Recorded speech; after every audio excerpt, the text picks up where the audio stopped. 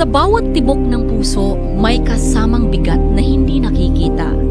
Ang kalusugan ng pag-iisip ay kasing halaga ng pisikal na kalusugan. Sa likod ng mga matatamis na ngiti, may nakakubling bighati.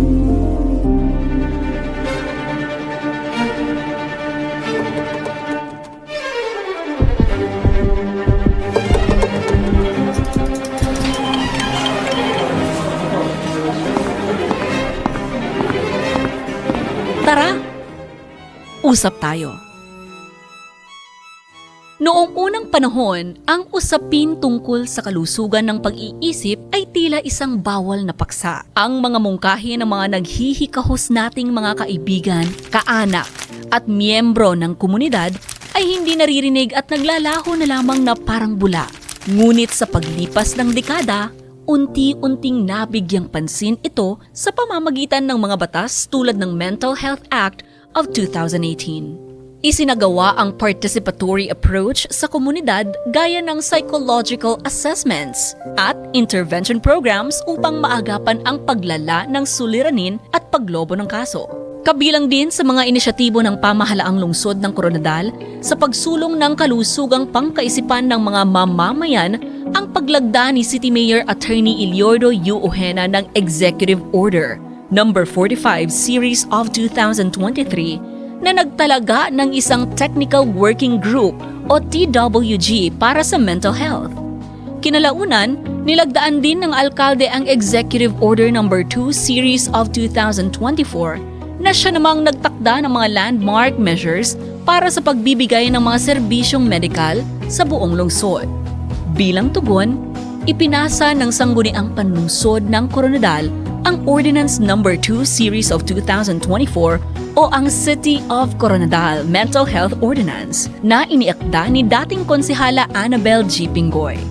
Kabilang sa mga layunin ng naturang ordinansa, ang palakasin ang pagtalaga ng komprehensibong mental health care system, maproteksyonan ang mga taong dumaranas ng psychiatric, neurologic at psychosocial needs at makapagsagawa ng mga community-based mental health program. Sa bisa ng SP Resolution, lumagda sa isang Memorandum of Agreement si Mayor Ojena at si Dr. Marjorie Paz Calud upang makapagbigay ng libreng buwan ng psychiatric services sa mga mamamayan ng lungsod na dumaranas ng mental health problem. Actually, kung ma-remember ninyo, ining Ordinance No. 2 Series of 2024, ang nagtulod siguro sa aton sini, kung na-remember naton, very alarming, that was last year, ang aton suicide cases, especially sa mga adolescents. No? Hindi nila mabalaan, kundiin sila makadto. So wala kita sang doktor nga maka-address ang ila problema. Now here comes nga paano kami maka-set sa mga policies or ang mga aton nga mga kabataan diin makadto sang times nga atong in trouble bala kita sa city. Now amo gani ni naghimo kita Ordinance No. 2 Series of 2024 para makaset kita sa mga programs with regards sa mental health. According to the World Health Organization, 'di ba, health is defined as it is physical, it is also mental, and also psychological well-being. But I would like to add to it, we have to also include the spiritual side, It should be psychosocial, medical, and spiritual aspect, the well-being. Knowing that physical symptoms, okay, also the psychological symptoms also can be traced also with mental health issues, like anxiety. They also go into different kinds of specialists, but they ended up they have normal results, but they have these anxiety symptoms. So minsan kasi hindi talaga siya na-address. So it's very important that for a person, the whole well-being, the mental aspect is also be given an importance, especially nowadays, especially after the pandemic, marami talagang cases, and if it's not addressed, then it really leads to some of them they commit suicide, some of them they drop off sa school, especially sa mga teenagers. So it's very important. Nakabulig siya sa akon to make me focus again po. Tapos, nakabulig po dyan sa akon find sang path ko nga nadula sa akon through my depression times. Tapos, tong therapy nga to, naging help po dyan sa akon para makasleep ko sa tarong sa gabi. Tagumpay ang dala ng aktibong partisipasyon ng LGUs, NGOs, at mga health workers. Ngunit di pa rin nawawala ang stigma at kakulangan sa pondo at espesyalistang profesional. So dati,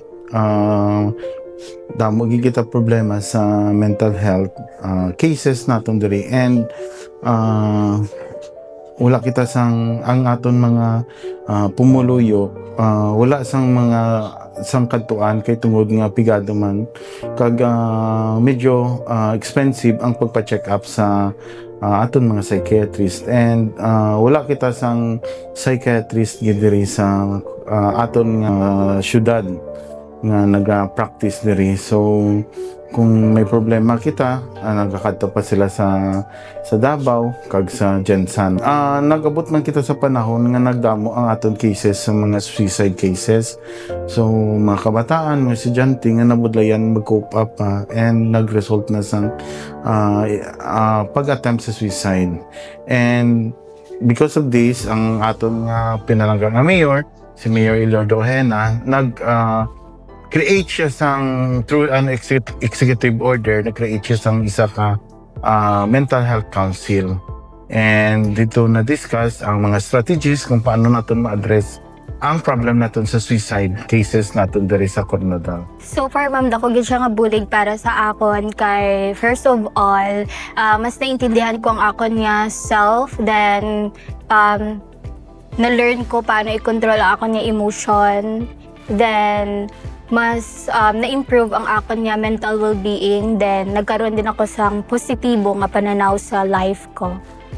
After nga na-pour out ko to siya tong sa istorya, nakabulig gid to siya kay nagmag-an akon nga pamatyagan kag na-release tanan nga mga problema. Hindi na biro ang usapin ng mental health. Sa buong bansa, patuloy itong tumataas. Kaya sa lungsod ng Coronadal, ginagawa natin ang mga konkretong hakbang upang palakasin ang mental health program. Kabilang na ang pagkakaroon ng sariling in-house psychiatrist na handang tumugon sa pangangailangan ito. We are here, no? We have the services here sa City Health Office nga ang kinahanglan gid nila magpalapit diri sa City Health Office. So we have to also inform others nga through the barangay nga may available kita nga services diri. And also we need also to capacitate man ang atong partners in the barangay and also in different schools nga kung may mga problems nga mag-arise nga pwede nila ma-intervene, no, para psychological first aid or any counseling. Kinahanglan naton sige-sige gid ang training sa aton mga partners. Ang mga nakinabang ay mula sa iba't ibang sektor. Kabataan, matatanda, PWDs, at mga manggagawa. Ngunit ang pangunahing hamon ay ang kawalan pa rin ng access sa serbisyong pangkalusugang pangkaisipan sa liblib na lugar. Ayon sa DOH, 3 sa bawat 10 Pilipino ay nakakaranas ng anxiety o depresyon.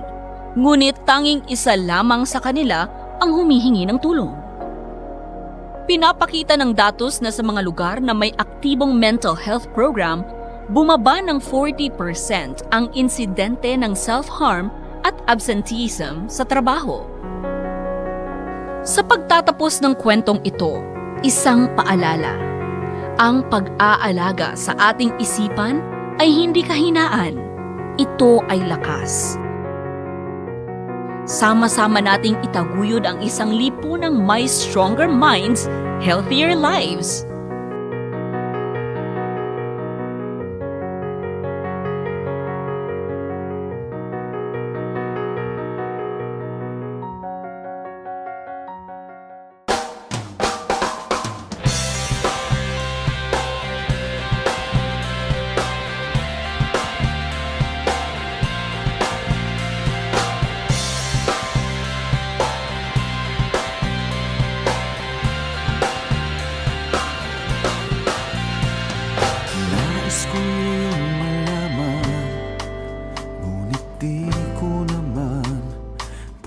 sabihin, paano mo maiintindihan kung di ko rin pwedeng aminin.